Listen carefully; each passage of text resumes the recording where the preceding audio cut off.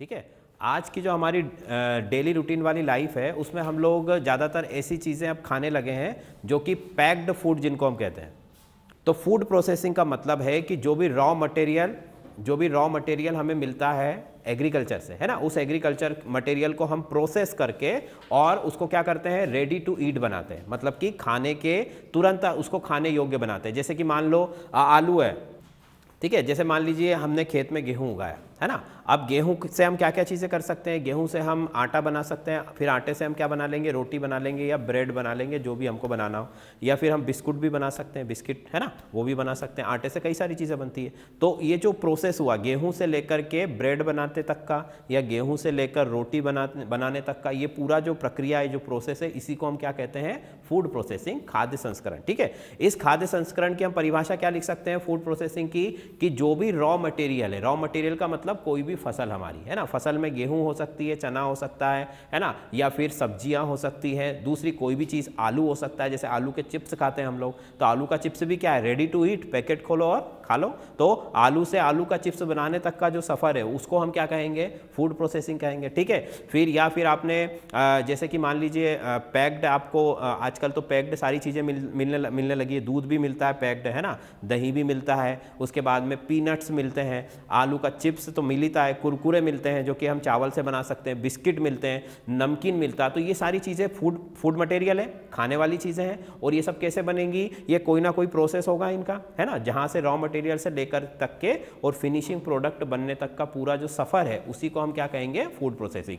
तो इस सफ़र के दौरान हम करते क्या क्या है, देखो, पहली चीज़ फूड प्रोसेसिंग का मतलब कि खाने को हम कैसा बना रहे हैं, पहली चीज़ तो उसको कैसा बना रहे हैं कि उसको हम, उसकी जो गुणवत्ता है, उसकी जो क्वालिटी है ना, गुणवत्ता मतलब कि क्वालिटी को हम क्या कर रहे हैं, इंप्रूव कर रहे हैं।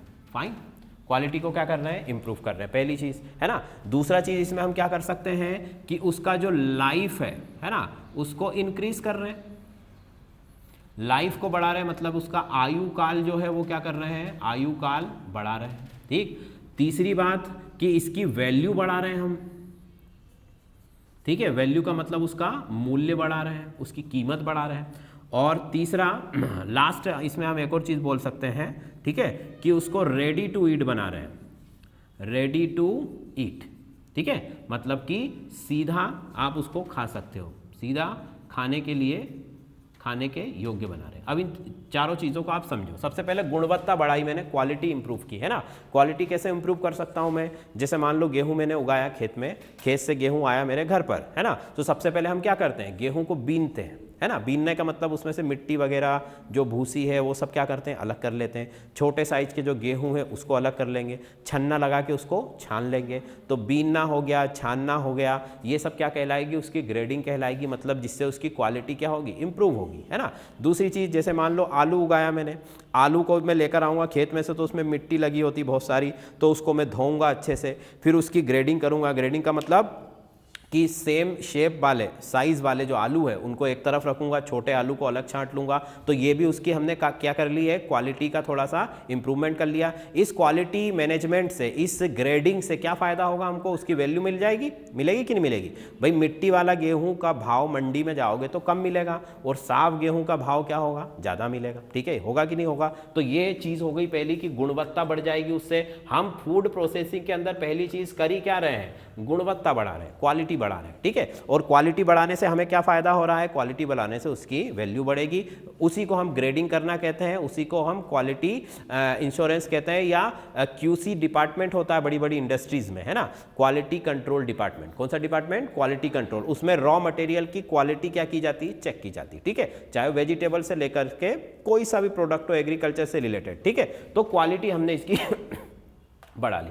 दूसरी चीज़, लाइफ साइकिल उसका इंक्रीज कर दिया, मतलब कि लाइफ जो है उसकी, जैसे मान लो कि आलू अगर है मेरे पास, और आलू अगर मैं रखता हूँ घर पर, है ना, तो आलू क्या हो जाता है, थोड़े दिन में ख़राब हो जाएगा। कोई भी वेजिटेबल, कोई भी चीज़ क्या हो जाएगी, ख़राब हो जाएगी। तो अब मुझे क्या करना है कि मुझे तो ऐसा प्रोडक्ट चाहिए जो साल भर मुझे मिल सके। भाई आलू का तो एक पर्टिकुलर सीजन है, उसी में आलू आएगा, उसी में आपकी सब्जियाँ आएंगी। जैसे अब गर्मी का सीजन आ गया तो सब्जियाँ सारी महंगी हो जाएंगी। क्यों, क्योंकि सब्जियाँ का जो प्रोडक्शन है वेजिटेबल्स का वो कम हो गया है। ठीक है, या फिर मैंने कहा गेहूं है, गेहूं अब बस कटने वाले हैं थोड़े दिन के अंदर, है ना, फरवरी एंड में या ये जो अपनी फरवरी चल रही है मार्च के फर्स्ट वीक में क्या हो जाएंगे, गेहूं कट जाएंगे। तो गेहूं भी एक सीजनल क्रॉप है, सीजन में आएगी, साल भर उसको हमको फिर यूज करना है। तो हमने कहा कि लाइफ इसकी बढ़ाना, भाई ज्यादा दिन तक मैं उसको रख सकूं, सब्जियां मेरे पास ज्यादा दिन तक रहे, वो खराब ना हो, है ना, कोई भी अनाज है वो खराब ना हो, कोई भी रॉ मटेरियल है वो खराब ना हो, तो उससे मुझे फायदा होगा। उससे क्या फायदा होगा कि लाइफ साइकिल इंक्रीज हो जाएगी, वो खराब नहीं होगा,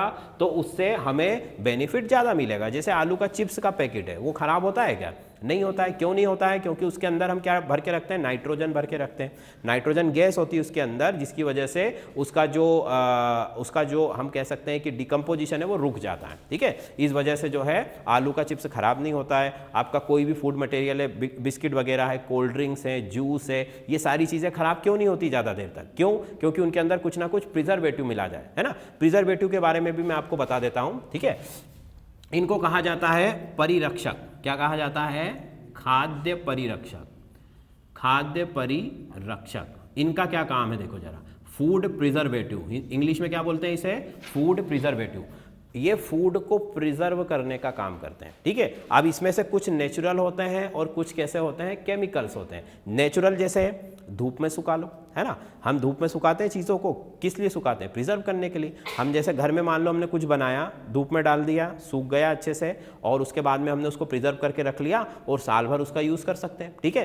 तो धूप में सुखाना एक नेचुरल प्रोसेस हो गया। फिर कुछ में हम नमक डाल देते हैं, जैसे अचार वगैरह हम बना रहे हैं तो उसमें क्या करते हैं, नमक एक्स्ट्रा डाल देते हैं ज़्यादा मात्रा में, जिसकी वजह से क्या होता है, नमक भी एक क्या है, प्रिजर्वेटिव है, नेचुरल प्रिजर्वेटिव है। एक खाद्य परिरक्षक के खाद्य की रक्षा करता है वो, तो वो क्या करेगा, बैक्टीरिया वायरस को वहां पर ग्रोथ होने नहीं देगा, है ना।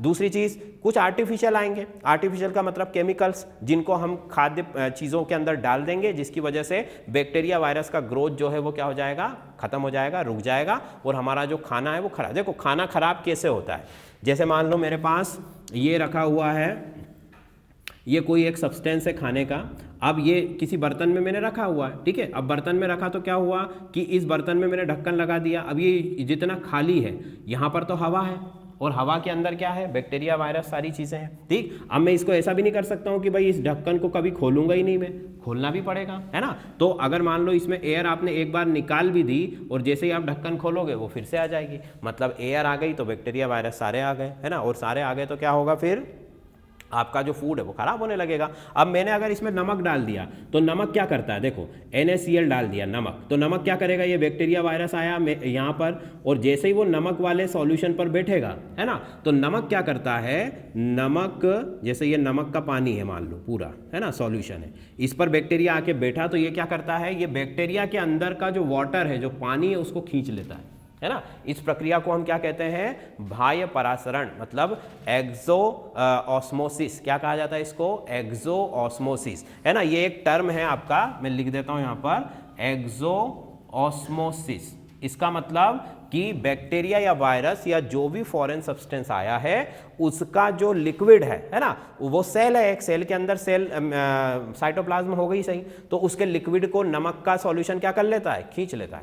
भाई जैसे बादाम को तुम पानी में डालते हो रात को तो सुबह तक वो फूल जाती है, क्यों, क्योंकि पानी उसके अंदर चला जाता है, ठीक है।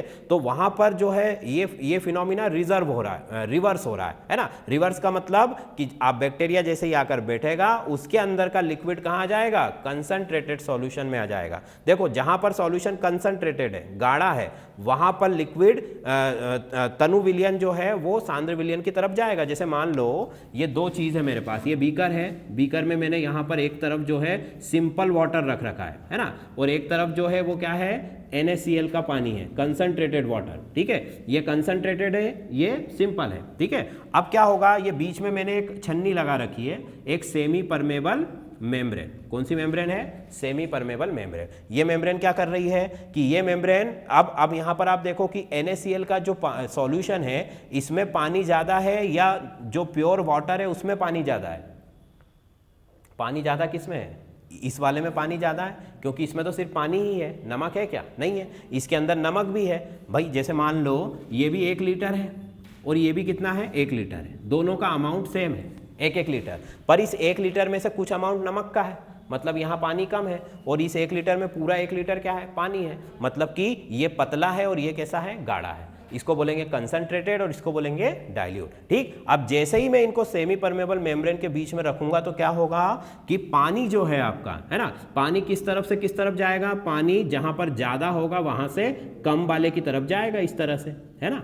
ये इसी प्रोसेस को हम क्या कहते हैं, ऑस्मोसिस। क्या कहा जाता है, ऑस्मोसिस। ठीक है, और ये फिनोमिना क्या हो रहा है, बैक्टीरिया वायरस जैसे ही आकर उस पर बैठता है तो वो उसके पानी को खींच लेता है। यही चीज अचार के साथ भी होती है। अचार में हम तेल बहुत ज़्यादा डाल देते हैं, कंसनट्रेटेड, नमक बहुत ज़्यादा डाल देते हैं, अगर मीठा बना रहे हैं तो उसमें शक्कर डाल देते हैं। तो ये सब कंसनट्रेटेड चीज़ें हैं जो बैक्टीरिया वायरस को किल कर देती है। हम बोलते हैं ना कि पुराना अचार बहुत टेस्टी होता है, बोलते हैं ना, क्यों होता है, क्योंकि उसके ऊपर बहुत सारी डेड बॉडीज होती हैं बैक्टीरिया वायरस की, है ना, वो सारे बैक्टीरिया वायरस को मार मार के जमा करता जाता है, जिसकी वजह से उसका टेस्ट क्या हो जाता है, बढ़ जाता है। ठीक है, चलो अब देखो, तो ये हो गया कि लाइफ को इंक्रीज करना। फूड प्रोसेसिंग से हम क्या कर रहे हैं, जो प्रोडक्ट है हमारा उसकी लाइफ को इंक्रीज कर रहे हैं। ठीक, फिर वैल्यू, मूल्य में वृद्धि।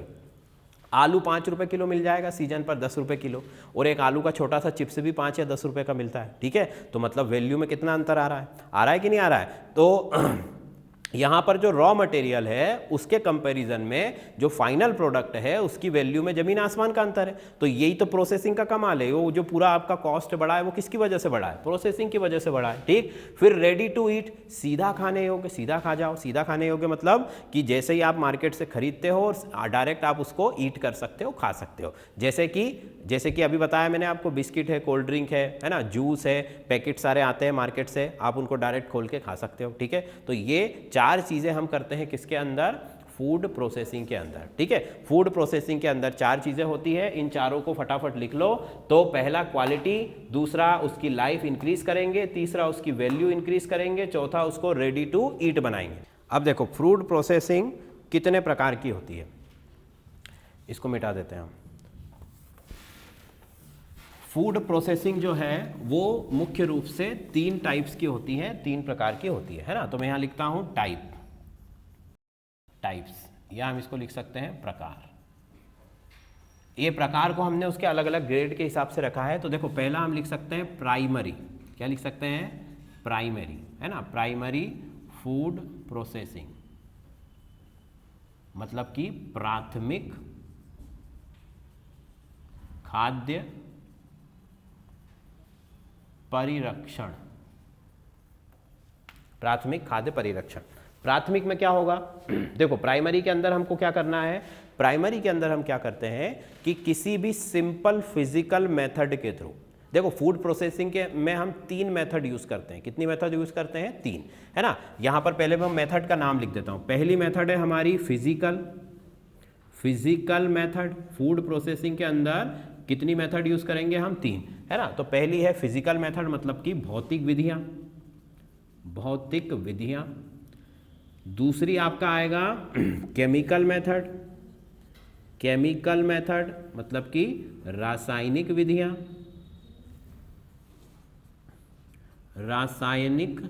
विधियां। ठीक, तीसरा आ जाएगा आपका जैविक, मतलब कि जिसको हम बोल सकते हैं, जैविक को क्या बोलते हैं, बायो, है ना, बायो मेथड्स हम बोल सकते हैं, जैव मेथड, जैव या जैविक विधियां। ठीक है, चलो अब देखो इनमें क्या क्या है। फिजिकल मेथड में सामान्य भौतिक विधियों के अंतर्गत क्या क्या आएगा, जैसे कि बीनना, छानना, है ना, या फिर धोना पानी से, धूप में सुखाना। ये जो विधियां जो बिना मशीनों की सहायता से नॉर्मली हम लोग क्या कर सकते हैं। ठीक है, और ये सारी की सारी भौतिक विधियों के अंतर्गत आ जाएंगी। केमिकल के अंदर केमिकल्स का यूज करेंगे हम, जैसे कि फूड प्रिजर्वेटिव डाला मैंने, सोडियम बेंजोएट डाल दिया, ये एक केमिकल है जो कि क्या करता है, फूड को प्रिजर्व करता है। ठीक, फिर केमिकल मेथड्स में और भी मैं क्या कर सकता हूँ, जैसे कि मैंने कहा अभी ऑस्मोसिस क्या है, एक मेथड है और जो कि केमिस्ट्री के अंदर आती है। इसके थ्रू भी हम क्या कर सकते हैं, सब्सटेंस को प्योर कर सकते हैं। ठीक है, जैसे आपका आरओ होता है ना घर में पानी साफ करने का, उसका मतलब क्या है, आरओ का फुल फॉर्म क्या है, रिवर्स ऑस्मोसिस। जो अभी ऑस्मोसिस का प्रोसेस हमने पढ़ा था उसको रिवर्स कर दोगे तो वही प्रोसेस किस में होगा, आरओ में, है ना। आरओ में गंदे पानी को साफ कर रहे हैं हम, है ना, मतलब कि रिवर्स ऑस्मोसिस कर रहे हैं। तो केमिकल रसायनों का प्रयोग अगर करोगे तो वो विधि कैसी हो जाएगी, रासायनिक विधि। ठीक, बायो मेथड्स का मतलब, बायो मेथड्स में हम क्या लिख सकते हैं, जैसे कि लिविंग ऑर्गेनिज्म के द्वारा उसकी प्रोसेसिंग करना, जीवित चीज़ों के द्वारा, जैसे कि बैक्टीरिया, बैक्टीरिया जीवित होता है, जिंदा होता है, अगर वो किसी की प्रोसेसिंग कर रहा है, जैसे कि फर्मेंटेशन, भाई हमको ब्रेड बनाना है तो ब्रेड बनाने के लिए मैदे को क्या करना पड़ेगा, पहले फर्मेंट करना पड़ेगा, है ना। नॉर्मल लैंग्वेज में हम उसको क्या बोलते हैं, हिंदी में उसको किडवन बोलते हैं, या फिर उसको हम कहते हैं इसको सड़ाया जाता है। क्या किया जाता है, सड़ाया जाता है। सड़ाने का मतलब कि उसमें बैक्टीरिया डाल देते हैं, वो बैक्टीरिया ग्रोथ करता है और सारा जो फूड है उसको खा लेता है, और बदले में क्या दे देता है, वो कार्बन डाइऑक्साइड और एल्कोहल, ठीक है, वो लास्ट का प्रोडक्ट है। हम उस फर्मेंटेशन को जितनी देर तक करेंगे, अगर पूरा फर्मेंटेशन हो गया तो एल्कोहल बन जाएगा लास्ट में, है ना। बियर या शराब ऐसे ही बनती है, और अगर आपने उसको बीच में रोक दिया तो वो जो है आपका जितने भी डेज का आप उसको जैसा भी प्रोडक्ट बनाना चाहते हो वैसा हम उसको रोक सकते हैं। तो फर्मेंटेशन बैक्टीरिया वायरस के थ्रू होता है, तो वो कैसी मेथड में आ जाएगा, जैविक विधियों में। जिंदा है ना, बैक्टीरिया वायरस सब जीवित चीज़ें हैं, तो उनके द्वारा आप फर्मेंट कर रहे हो, उनके द्वारा आप प्रोसेस कर रहे हो, तो वो सब क्या हो गया, फर्मेंटेशन में आ गया, ठीक है। ये बायो मेथड्स में आ गया। तो ये 3 मेथड जो है ये फूड प्रोसेसिंग में हम यूज करते हैं, ठीक है। हाँ, डिफरेंस है ना।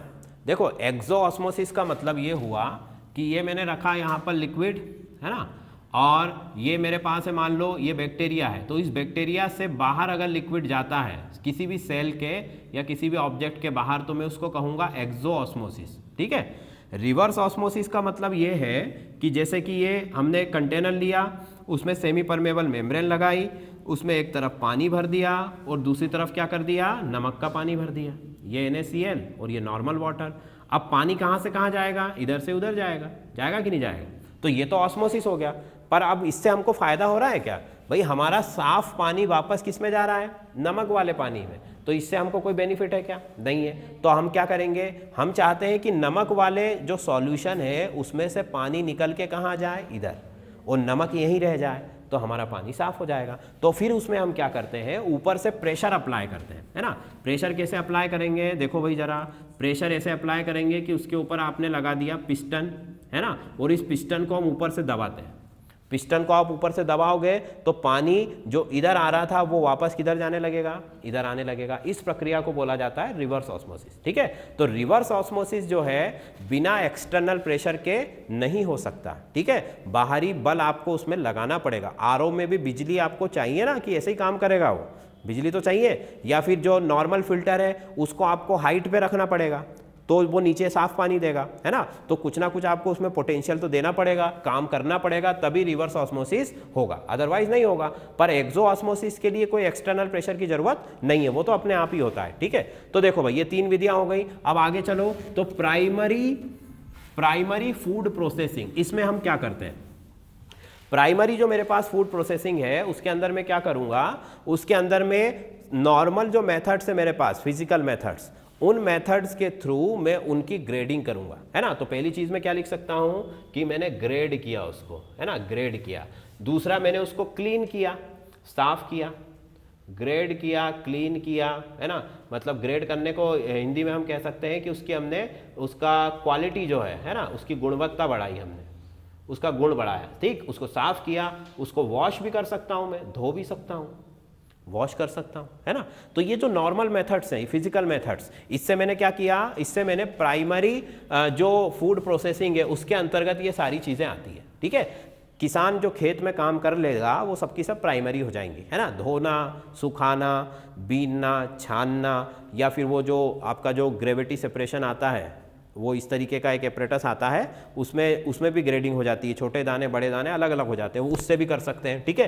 तो ये सब चीज़ें किसके अंदर आ जाएंगी भाई, प्राइमरी प्रोसेसिंग के अंदर ये सारी चीज़ें आ जाएंगी, ठीक। अब प्राइमरी प्रोसेसिंग से फायदा क्या हुआ, पहले तो वो ग्रेड हो गया, उसकी क्वालिटी बढ़ गई, वो क्लीन हो गया, साफ हो गया, उसको हमने धो भी दिया, जिससे भी उसकी सारी इंप्योरिटीज हट गई, तो उसकी वैल्यू बढ़ेगी क्या भाई, वैल्यू बढ़ेगी क्या, उसका मूल्य बढ़ जाएगा, है ना। मतलब कि प्राइमरी जो प्रोसेसिंग में कर रहा हूं उससे हमारा प्रोडक्ट की जो वैल्यू उसमें हल्का सा सुधार आ जाएगा, है ना। मान लो कि मेरा गेहूं जो है 2000 रुपये कुंटल जाता है, अगर मैंने अच्छे से साफ करके बढ़िया छान के बेचा तो हो सकता है 2200-2300 रुपये चला जाए, तो थोड़ी सी उसकी वैल्यू क्या हो जाएगी, बढ़ जाएगी। ये पहली चीज़ हो गई किसके अंदर, प्राइमरी फूड प्रोसेसिंग के अंदर, ठीक। अब दूसरा जो मेरा आएगा, दूसरा आएगा सेकेंडरी। सेकेंडरी फूड प्रोसेसिंग के अंदर क्या होगा, सेकेंडरी फूड प्रोसेसिंग के अंदर क्या होगा, सेकेंडरी के अंदर मैं क्या करूंगा आप, ठीक है। सेकेंडरी के अंदर अब हम करेंगे कि इसके अंदर तो नॉर्मल फिजिकल मेथड यूज की थी हमने, बस भौतिक विधियां। इसके अंदर हम दोनों यूज करेंगे, फिजिकल और केमिकल, है ना। फिजिकल और केमिकल कैसे यूज करूंगा मैं कि फिजिकल और केमिकल दोनों मेथड का यूज करके इस विधि में मुझे करना क्या है, इस प्रोसेस में मेरा एम क्या है। मेरा एम रहेगा कि मैं इसको जो है उपयोग के लायक बना सकूं, मतलब कि रेडी टू यूज कर सकूं, रेडी टू यूज। अभी ईट की बात नहीं कर रहे हम, केवल यूज की बात कर रहे हैं। जैसे गेहूं से आटा बनाना, है ना, तो आटे का आप कुछ भी उपयोग कर सकते हो, तो वो मैंने क्या कर लिया, रेडी टू यूज कर लिया, उसको उपयोग के लायक बना दिया। ठीक है। चने से बेसन बना दिया मैंने, उसको क्या कर दिया मैंने, रेडी टू यूज कर लिया। या आलू को बढ़िया जो है चिप्स में काट काट करके हमने रख दिया, अभी इसको तला नहीं है, मतलब कि उसको फ्राई नहीं किया है, तो वो भी किस में आ जाएगा, रेडी टू यूज में आ जाएगा। या उसका छिलका उतार के रख लिया, वो भी किस में आ जाएगा, रेडी टू यूज में आ जाएगा। ठीक है। तो इसके अंदर फिजिकल और केमिकल कई तरीके की मेथड्स, दोनों तरीके की मेथड हम यूज कर सकते हैं। इन दोनों का एम क्या होगा कि हमारा जो प्रोडक्ट है उसको उपयोग में लाने लायक हम बना लें। ठीक है। फाइनल प्रोडक्ट अभी नहीं बनेगा, अभी केवल उपयोग में लाने लायक उसका रॉ मटेरियल बनेगा। ठीक है। पहले वाले में हमने कुछ उसका मूल्य बढ़ा दिया, अब दूसरे वाले में उसका मूल्य और बढ़ जाएगा थोड़ा सा, है ना, बढ़ेगा कि नहीं। जैसे कि इसमें आपने गेहूं को साफ किया था, उसका मूल्य बढ़ गया था, अब आप गेहूं से आटा बना लोगे तो आटे का जो रेट है वो गेहूं से क्या होगा, ज्यादा होगा, है ना।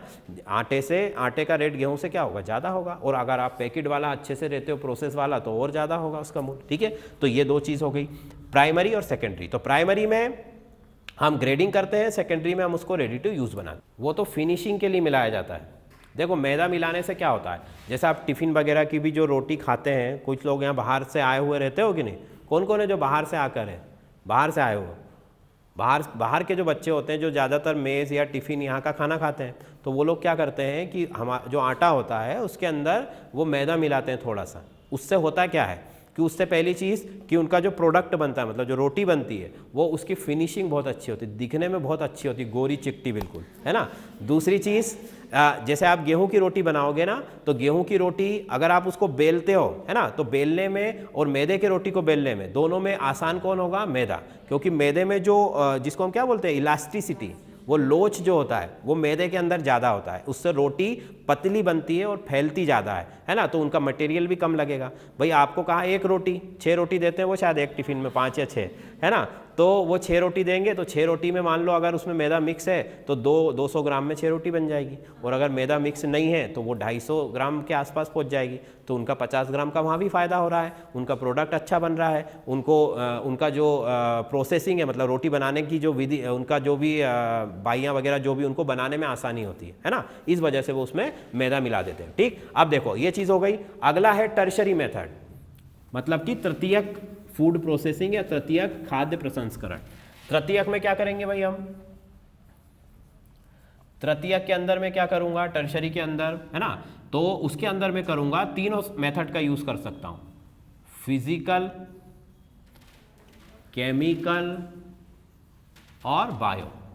तीनों मेथड का यूज करूंगा मैं, भौतिक, रासायनिक और जैविक, तीनों प्रकार की विधियों का यूज कर सकता हूं।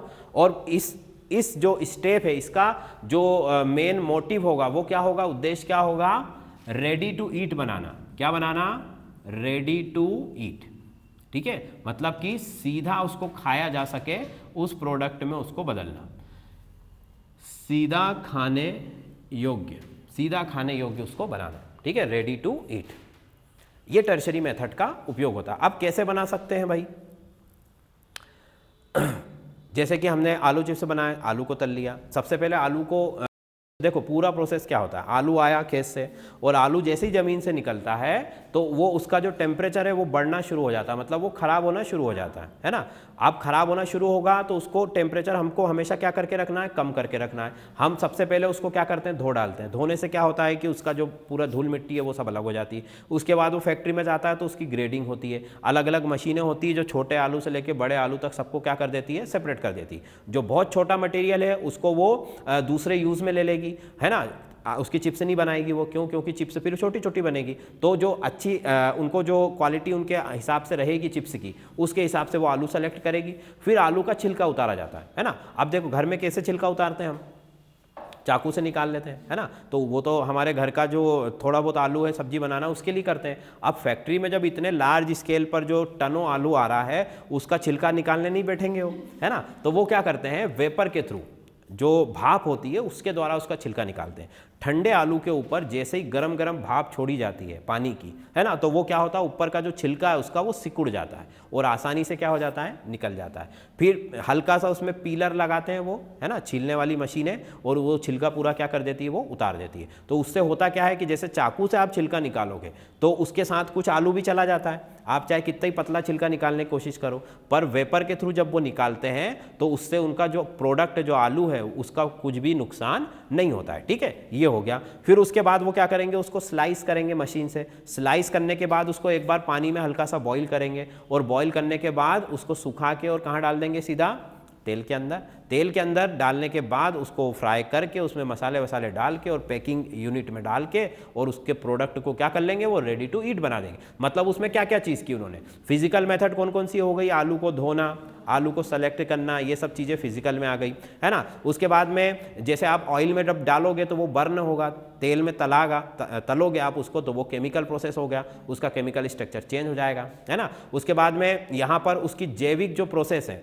यहाँ पर बायो जो प्रोसेस है उसका यूज़ तो नहीं है, पर उसको रोकना है हमको आगे जाने से, क्योंकि आलू को जैसे ही आपने ठंडा किया तो उसके अंदर के बैक्टीरिया वायरस जो भी है उनकी ग्रोथ क्या हो जाएगी, कम हो जाएगी। ठीक है, तो यहाँ पर हमारा जैविक, देखो हर प्रोसेस के अंदर कोई हमको बायो प्रोसेस नहीं लगाना है। जो बायो प्रोसेस कुछ चीज़ों में ही लगेगी, जैसे मुझे बियर बनाना है, बेकरी प्रोडक्ट बनाना है ना, या शराब बनाना है, उन सभी में मुझे बायो प्रोसेस लगेगी, बाकी सब में नहीं लगेगी। इस तरीके से मैं अपने प्रोडक्ट को क्या बना लूँगा, रेडी टू ईट बना लूँगा, सीधा खाने योग्य बना लूँगा। ठीक है, इस तरीके से देखो बायो प्रोसेस का भी मैं एक एग्जांपल आपको बता देता हूँ। ब्रेड जो आपकी बेकरी प्रोडक्ट है, या उससे भी अच्छा एग्जांपल आपका एल्कोहल, है ना। एल्कोहल कैसे बनता है, फर्मेंटेशन। जौ का फर्मेंटेशन करोगे एल्कोहल बन जाएगा, गेहूं के फर्मेंटेशन से भी एल्कोहल बनता है, एप्पल, है ना, उससे भी एल्कोहल बनता है, अंगूर से भी एल्कोहल बनता है। मतलब ऐसी कोई चीज़ नहीं है जिससे एल्कोहल ना बनता हो, है ना। एल्कोहल सबसे बन सकता है ना। ज़्यादातर जो बनने वाली चीज़ें हैं वो कौन कौन सी है, अंगूर से बनती है शराब, है ना। उसके बाद में आपका एप्पल से बनती है, और जो बियर सबसे ज़्यादा जो बनती है वो जौ से बनती है ना। किससे बनती है, जौ, ज्वार जिसको हम कहते हैं, उससे बनती है। ठीक है, जौ की बियर आती है, और जितनी भी सारे प्रोडक्ट हैं शराब वाले वो ज़्यादातर सब जौ से ही बनते हैं। ठीक है, और ये प्रोसेस किसके थ्रू होता है, बैक्टीरिया के थ्रू। आपने मटेरियल लिया, रॉ मटेरियल, जैसे मान लो मुझे अंगूर चाहिए, तो अंगूर को सबसे पहले मैं क्या करूँगा, क्रश करूँगा और उसका पूरा जूस निकाल लूँगा, है ना। जूस निकालने के बाद उस अंगूर के अंदर मैं बैक्टीरिया डाल करके और उसको बंद करके रख दूंगा। वो प्रोसेस करेगा, पूरा अंगूर की जो शुगर है उसको डाइजेस्ट कर लेगा, और हमको बदले में क्या देगा, वो एल्कोहल। उस एल्कोहल को फिर फिल्टर करके, छान करके, और उसको एज किया जाता है। एज का मतलब लकड़ी के बक्सों में भर के उसको रख दिया जाता है। तो शराब के बारे में भी यही कहते हैं कि जितनी पुरानी होगी उतनी अच्छी होगी। तो शराब को बक्सों में भर के और रख दिया जाता है, वो कई कई सालों तक रखी रहती है ना, 2 साल, 4 साल, 10 साल। जो महंगी महंगी जो शराब होती है ना, जो 50-50 हज़ार की बोतल आती है, वो इस तरीके की महंगी। तो वहाँ पर भी वो अंदर जो उनका जो एजिंग का प्रोसेस है, लकड़ी के साथ जो उसकी रिएक्शन है वो चलती रहती है, और उस वजह से जो है उसकी वैल्यू और ज़्यादा बढ़ जाती है। ठीक है, तो ये जो प्रोसेस है वो किसके अंदर आ जाएगी, बायो के अंदर। ठीक, बात समझ में आ गई, फूड प्रोसेसिंग। चलो अब इसके आगे हम चले कि इसका इंपॉर्टेंस क्या है, इसका महत्व क्या है ना। इसका ये सब करने से हमको फायदा क्या हुआ, तो फायदा तो मैंने आपको शुरू में ही बता दिया कि हमारे प्रोडक्ट की वैल्यू बढ़ गई, हमारे प्रोडक्ट की एज बढ़ गई, हमारे प्रोडक्ट रेडी टू ईट हो गया, ये सब फायदे हो गए उसके अंदर। ठीक, इसके अलावा इसमें क्या फायदे हैं, देखो ये डेवलपमेंट में आपको बहुत योगदान दे रहा है। क्या दे रहा है, फूड इंडस्ट्री जो है, फूड प्रोसेसिंग इंडस्ट्री डेवलपमेंट में हमको अपना जो है शेयर दे रही है। कैसे दे रही है कि कई लोगों को ये काम दे रही है ना, रोजगार दे रही कि नहीं दे रही भाई। अब जैसे मान लो आलू की चिप्स बनाने की फैक्ट्री है, या आटा बनाने की फैक्ट्री है, मिल है, या दाल की मिल है, इसमें क्या हमको बहुत ज़्यादा पढ़े लिखे लोगों की ज़रूरत है क्या, है ना, नहीं है। यहाँ तो मजदूरों की ज़रूरत है। तो जो कम पढ़े लिखे लोग हैं, जो कि हमारे देश में ज़्यादातर लोग ऐसे ही होते हैं जो कि ज़्यादा स्किल्ड नहीं है, उन लोगों को क्या दे रही है, ये रोजगार दे रही है। पहली चीज़, ठीक, रोजगार दे रही है मतलब कि उनको फाइनेंशियली वो हेल्प कर रही है। हमारे यहाँ पर जो है मजदूर आसानी से मिल जाते हैं, इसीलिए तो विदेशों की कंपनियां यहाँ पर आकर काम करना चाहती है। विदेशों में अगर हम जाते हैं कुछ काम करने के लिए तो वहाँ पर जो वर्कर है ना, वो बहुत मुश्किल से मिलता है। वहाँ तो घरों में नौकर भी नहीं मिलते हैं, तो फैक्ट्री में तो मिलने की बहुत दूर की बात है।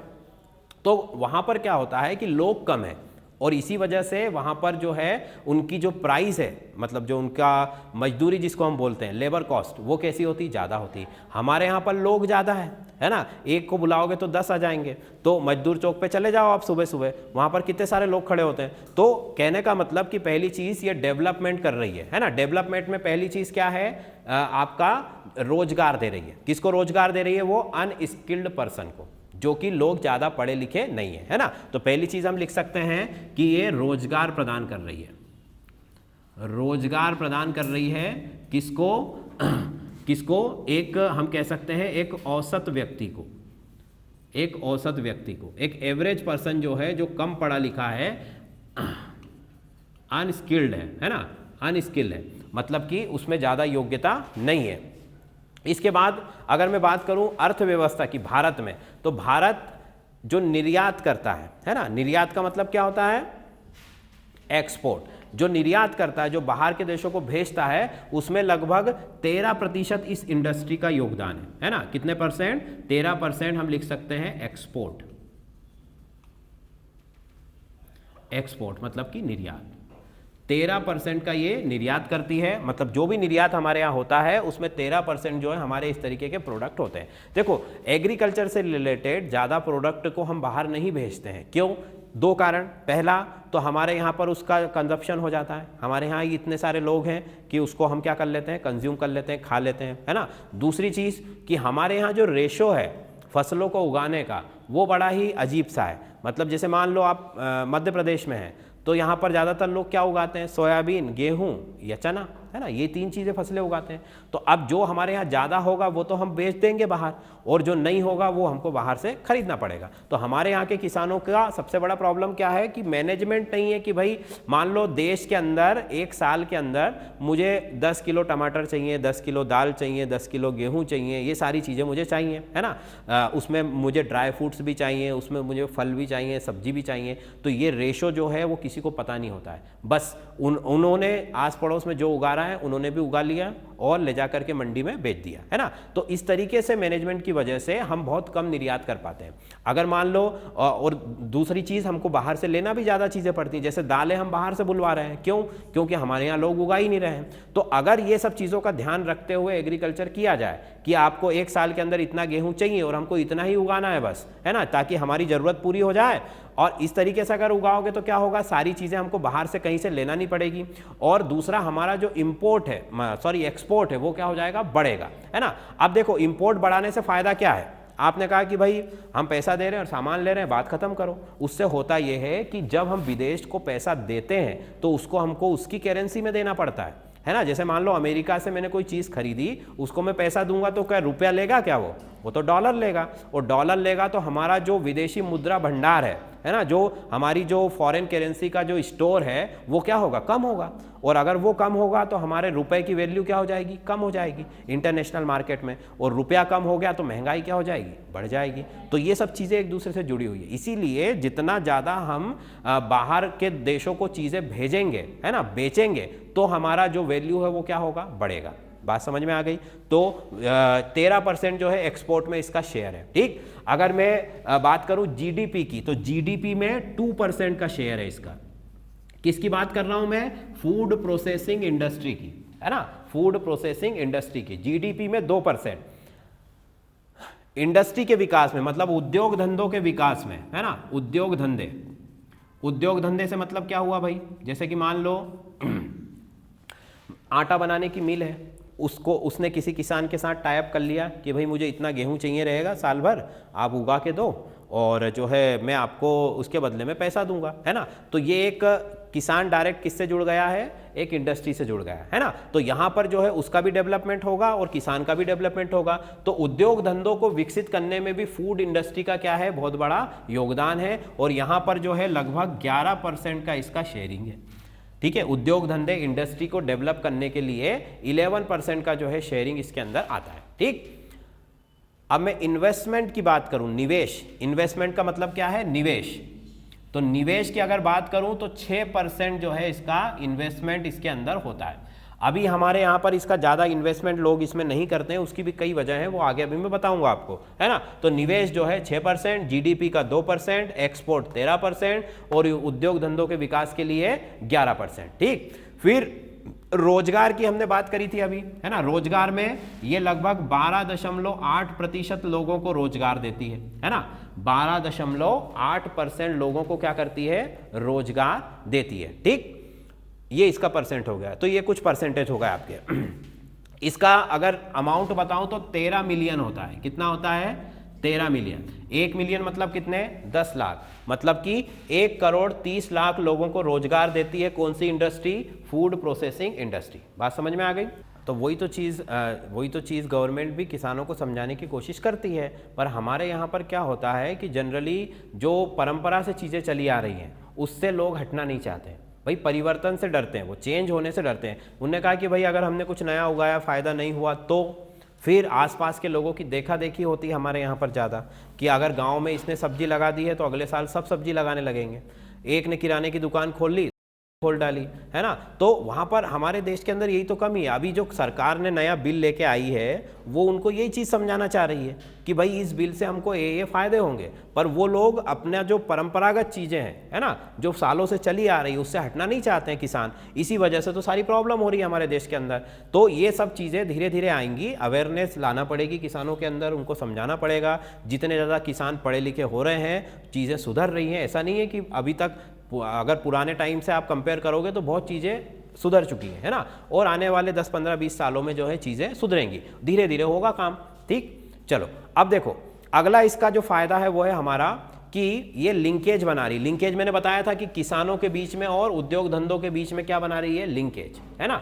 लिंकेज कर रही है, लिंक कर रही है। किसान को कहीं भी जाने की ज़रूरत नहीं है ना। सीधा जाकर वो अपना जो भी सामान है वो उस मिल में, उस फैक्ट्री में बेच सकता है ना। इसी वजह से जो ये नया बिल है वो भी यही कहता है कि आप, किसान पहले मंडी में बेचेगा, मंडी का व्यापारी फिर उस मिल के व्यापारी को बेचेगा, है ना। तो उससे जो बीच का जो उसका मुनाफा है वो कौन ले जाएगा, वो उसका जो मंडी का व्यापारी है वो ले जाएगा। तो अब सरकार कह रही है कि भाई किसान तुम सीधा अपना सामान कहाँ बेचो, उस फैक्ट्री वाले को बेचो, तो उससे तुमको जो भी बेनिफिट मिलना है वो सीधा मिल जाएगा, है ना। अगर आपको 10 रुपये किलो की चीज़ बिक रही है तो 15 रुपये किलो चली जाएगी, आपका भी फायदा हो जाएगा। और जो बीच वाले जो ब्रोकर्स हैं सारे, उनका जो भी फायदा बेनिफिट है वो सब क्या हो जाएगा, खत्म हो जाएगा, ठीक। तो यहाँ पर लिंकेज बना रही है किसानों के बीच में और किसके बीच में, फैक्ट्री के बीच में। दूसरा कि भारत के जितने भी हमारे जो वर्ग हैं, है ना, भारत में जैसे ST, SC, OBC जितनी भी जातियां हैं या जितनी भी कास्ट हैं, उन सभी कास्टों के बीच में देखो, आप फैक्ट्री में जब हम काम करते हैं तो कोई कास्ट पूछी जाती है क्या, वहाँ पर नहीं पूछी जाती। वर्कर की कास्ट पूछी जाती है क्या आजकल, नहीं पूछी जाती। वहाँ तो सीधे काम कराया जाता है, आप काम करो और पैसा लो और घर जाओ, ठीक है। अब जैसे मान लो पुराने समय में होता था ना कि भाई छुआछूत होती थी बहुत ज़्यादा, कि इसका हाथ का पानी नहीं पीना, इसका हाथ का ये नहीं करना। अभी तो हम जो प्रोडक्ट खा रहे हैं उसको पता नहीं किसने बनाया है ना, वो हमको पता है क्या, नहीं पता है। तो मतलब कि ये एक लेवल बना रही है समाज के बीच में। फूड प्रोसेसिंग इंडस्ट्री या कोई सी भी इंडस्ट्री हो, स्कूल कॉलेज हो, हमारे यहाँ पर भी आप ये सब चीज़ें क्या हो गई, ख़त्म हो गई है। हमारा फ्रेंड है, उसके साथ भी हम खाना खा लेते हैं, वो उसकी जात समाज पूछते हैं कि हम भाई तू कौन सी समाज का है, नहीं होता है। तो ये इंडस्ट्री भी क्या कर रही है कि यहाँ पर समाज के सभी वर्गों को, है ना, एक बैलेंस बनाकर चल रही है। तो वहाँ पर हम लिख सकते हैं कि जितने भी आपके आपका जो भी समाज के जो वर्ग है ना, समाज के वर्ग का मतलब कि जो आपका सोसाइटी है, उस सोसाइटी में क्या कर रही है, वो बैलेंस बना रही है, ठीक। अगली चीज इसमें आती है कि भारत में इसकी संभावना क्या है, फूड प्रोसेसिंग इंडस्ट्री का फ्यूचर क्या है भारत के अंदर। तो देखो फ्यूचर क्या है भारत के अंदर।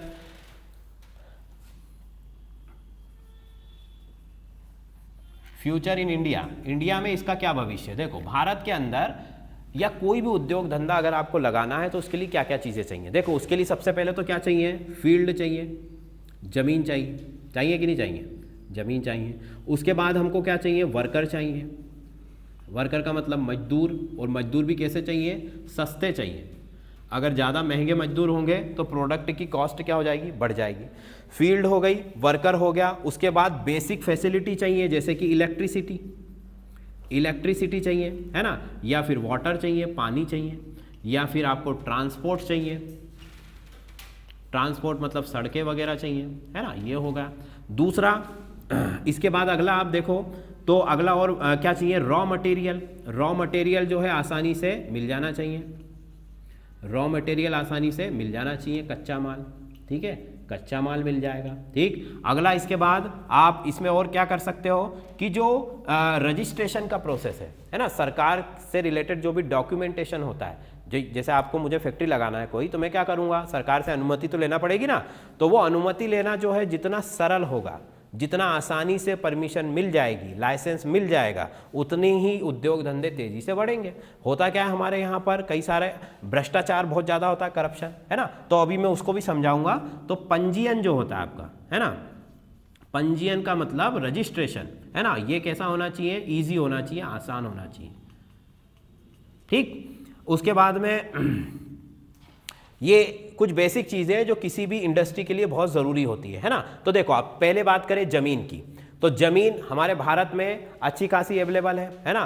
भारत भी जो है विश्व का 6वां 7वां देश है शायद, क्षेत्रफल के हिसाब से आप देखोगे तो, है ना, बहुत अच्छा बड़ा देश है। तो भारत के अंदर ज़मीन का मिलना सरल है, मतलब कि फूड इंडस्ट्री का जो फ्यूचर है यहाँ पर ब्राइट है, अच्छा है ना। दूसरी चीज़ पर ज़मीन के अंदर एक प्रॉब्लम क्या आती है कि जमीन अधिग्रहण जो होता है, मतलब कि फील्ड को अगर हमको लेना है बिजनेस के लिए, तो सरकार से जब उसकी परमिशन हम लेते हैं तो उसमें बहुत टाइम और पैसा खर्च होता है ना। सरकार की जो प्रक्रिया है, वैसे भी सरकारी काम बहुत देर से होते हैं, और ऊपर से इस तरीके के जो काम होते हैं, तो जो संबंधित अधिकारी है, जो संबंधित आपके जो भी ऑफिसर्स हैं, उनमें करप्शन का प्रॉब्लम है ना, लेट लतीफ़ी का प्रॉब्लम है, बहुत केयरलेस एटीट्यूड रहता है सभी का। तो उस वजह से क्या होता है, ये प्रोसेस बहुत ही लेंदी हो जाता है और बहुत ही खर्चीला हो जाता है। तो लोग क्या करते हैं फिर, उद्योग धंधे खोलने से पहले 10 बार सोचते हैं, है ना, कि भाई बहुत सारी प्रॉब्लम्स इसके अंदर आएंगी। तो अगर इस प्रक्रिया को थोड़ा सरकार सुधार ले